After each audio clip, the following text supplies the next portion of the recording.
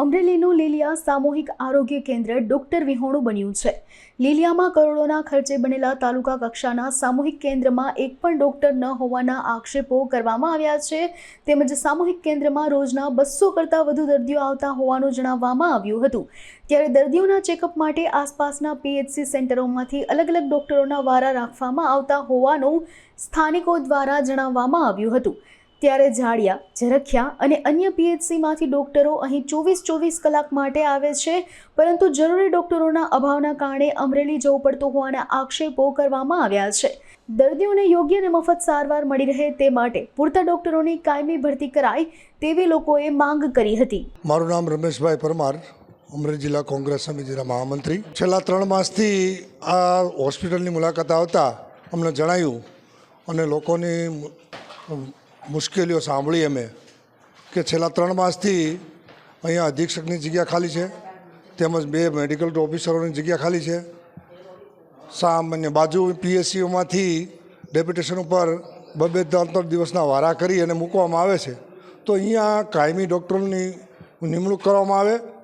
આ તાલુકાનું મથક હોય, આ તાલુકો અમારો તાલુકો પછાત તાલુકો હોય, ગરીબ માણસોની વસ્તી હોય, રોજે દર્દીઓની અહીંયા પારાવાર મુશ્કેલીઓ પડે છે। માટે આપના દ્વારા અમે એવું કહેવા માંગીએ છીએ કે ભારત સરકાર, ગુજરાત સરકાર, ગ્રામ પંચાયતથી માંડી અને દિલ્હીની પાર્લામેન્ટ સુધી ભારતીય જનતા પાર્ટીની સરકાર હોય, મોટા મોટા બણગાઓ ફૂંકતી હોય કે અમે લોકોની સુખાકારીઓ માટે જે કરવું પડશે એ કરશું, પરંતુ છેલ્લા 3 માસથી અહીંયા આ સિવિલ હોસ્પિટલ સીએચસી કેન્દ્ર બનાવ્યું છે, જે કરોડો રૂપિયાના ખર્ચે, તે સીએચસી કેન્દ્ર ઉપર કાયમી ડૉક્ટરો મૂકવા અમારી નમ્ર વિનંતી। નામ ત્રિવેદી નીતિનભાઈ રમણીકભાઈ।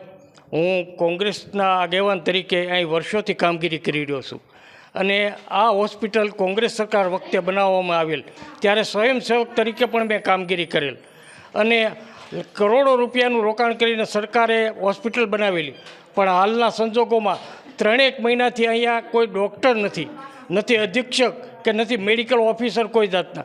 દરેક વખતે ડેપ્યુટેશનમાંથી આજુબાજુના પ્રાંતમાંથી ડૉક્ટર મૂકે છે અને 1-2 દિવસ રહીને પાછા ફેરવે છે, એટલે દર્દીઓને ખૂબ જ મુશ્કેલી પડે છે। આ તાલુકા કક્ષાની હોસ્પિટલ હોય, દરરોજ 200થી 250 દર્દીઓ અહીંયા હોસ્પિટલે આવે છે અને ખૂબ જ મુશ્કેલી પડે છે। માટે અમે સરકાર પાસે માગણી કરીએ છીએ, તાત્કાલિક મેડિકલ ઓફિસરો, અધિક્ષકશ્રી તેમજ એમડી અને એમએસ ડૉક્ટરની તાત્કાલિક ભરતી કરો।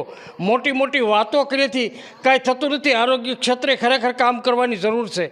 તો અમારી અપીલ છે આપના માધ્યમ દ્વારા કે તાત્કાલિક આ ડૉક્ટરોની ભરતી કરો, અન્યથા અમારે આંદોલન કરવાની ફરજ પડશે, જેની ગંભીર સરકારે નોંધ લેવા વિનંતી।